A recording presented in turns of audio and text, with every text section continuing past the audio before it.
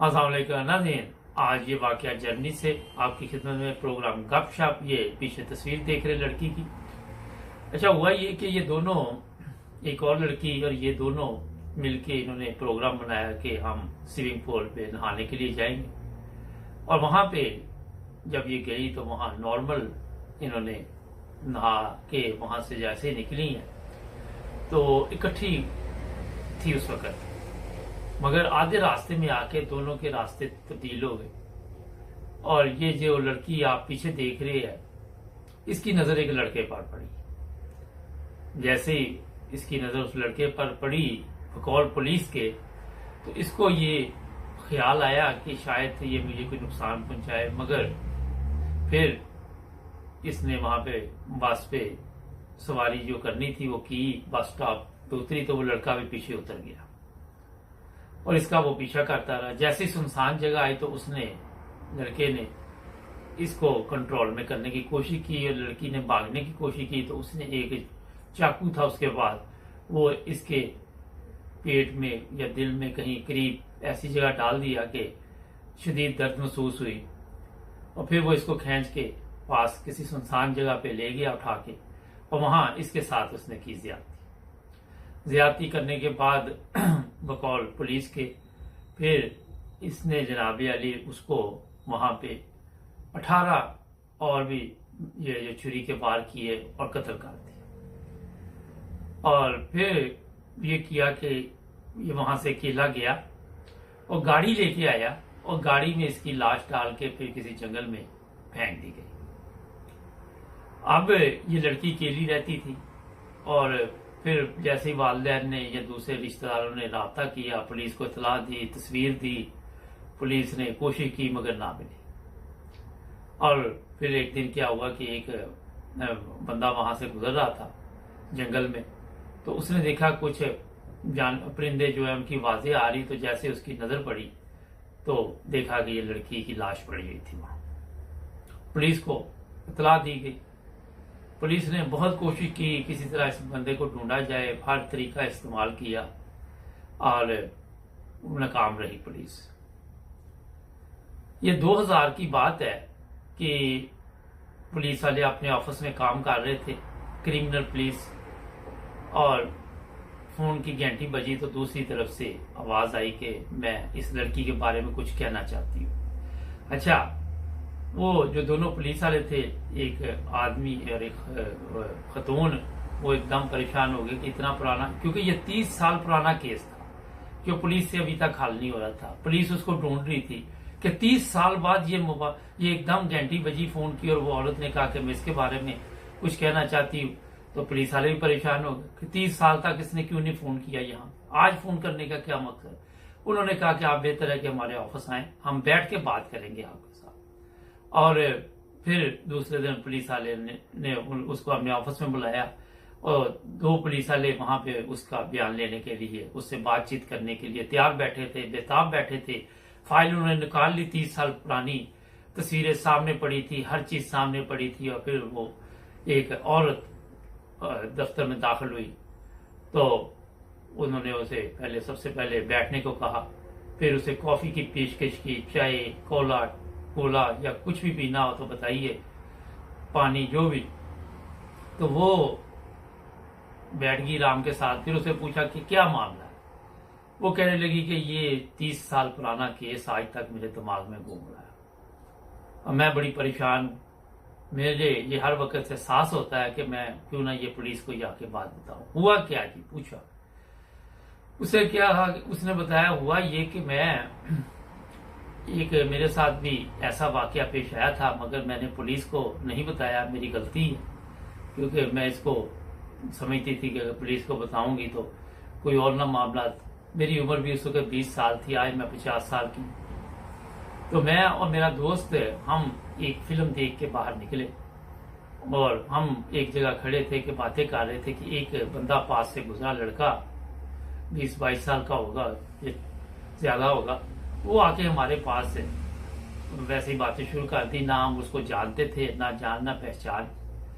तो उसने कहा कि फिल्म तो अच्छी थी आज जो देखी है, ये वो। तो वो मेरे लिए थोड़ी सी परेशानी भी बनी। तो फिर मैंने कहा कि मैं तो चलती हूँ घर, अपने दोस्त को कहा। तो वो कहता कहाँ जाना है, मैं आपको छोड़ देता हूँ, मैं भी उधर ही जा रहा हूँ। और इस लड़की ने कहा कि मैं नहीं जाना चाहती, मैं अकेली जाऊंगी। मगर उसके जो बॉयफ्रेंड था उसने भी कहा कि ये जा रहा उस तरह, तो आप भी चली जाओ। तो जनाब कहती मैं उसके साथ चल पड़ी।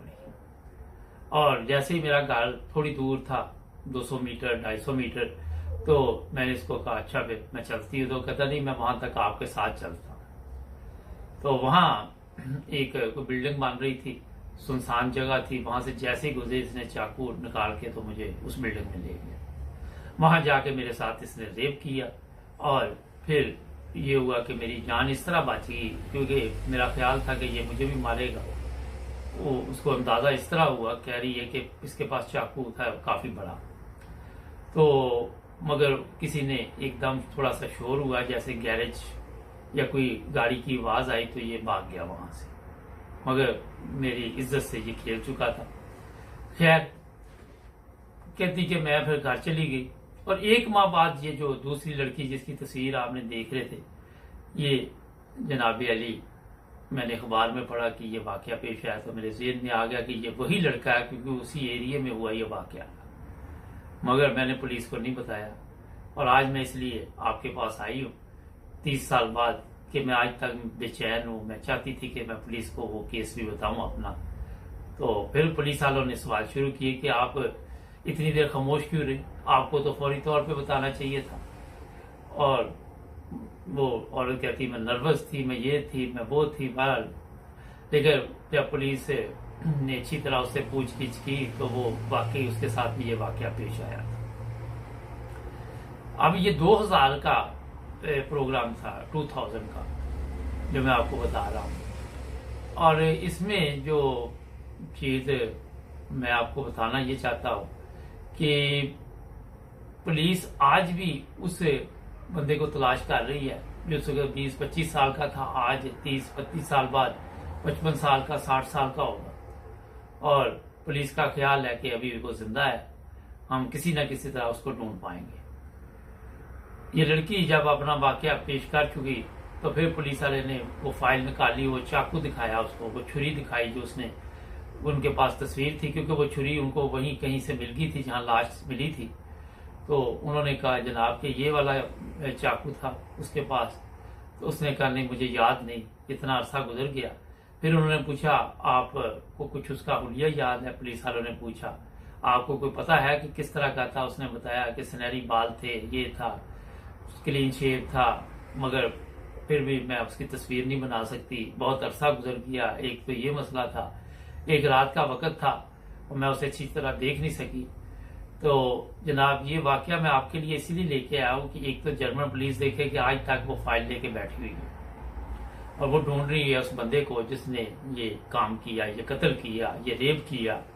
और पुलिस को अभी भी जो मैंने देखा कि यही उनको था कि जैसे वो बड़ा ताज़ा केस है, बड़े ध्यान से एहतियात से उन्होंने उस औरत की बात सुनी कि कोई चीज़ ऐसी हमें मिल जाए।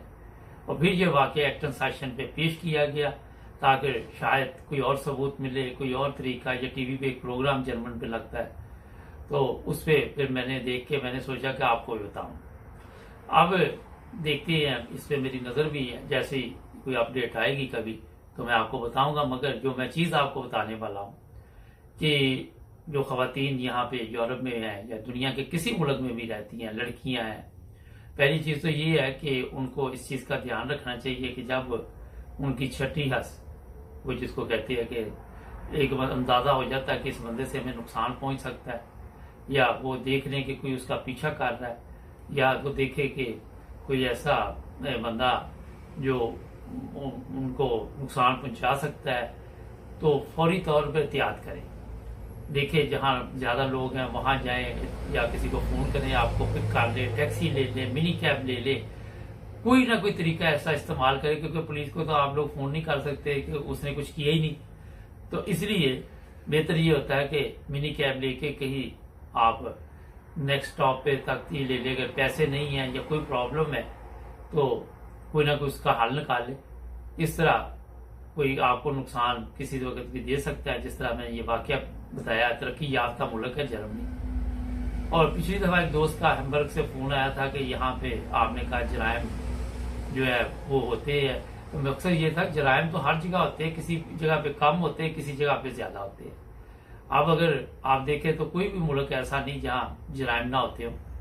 हाँ, शर्रा ज्यादा कम है, पाकिस्तान में बहुत ज्यादा है, और उनको पता है कि पुलिस भी वैसे की है। यहाँ जर्मनी में, यूरोप में पता है पुलिस हरकत में आ जाती है, मगर इसमें ये जो चीज है कि जराइम पेशा अफराद को तलाश करती रहती है पुलिस। नाज़रीन, उम्मीद है आज का वाकया आपको पसंद आया होगा। हमारे चैनल को सब्सक्राइब करें। मिलेंगे कल एक नए प्रोग्राम में। अपना ख्याल रखें और जुड़ जाए हमारे साथ। अल्लाह हाफ़िज़।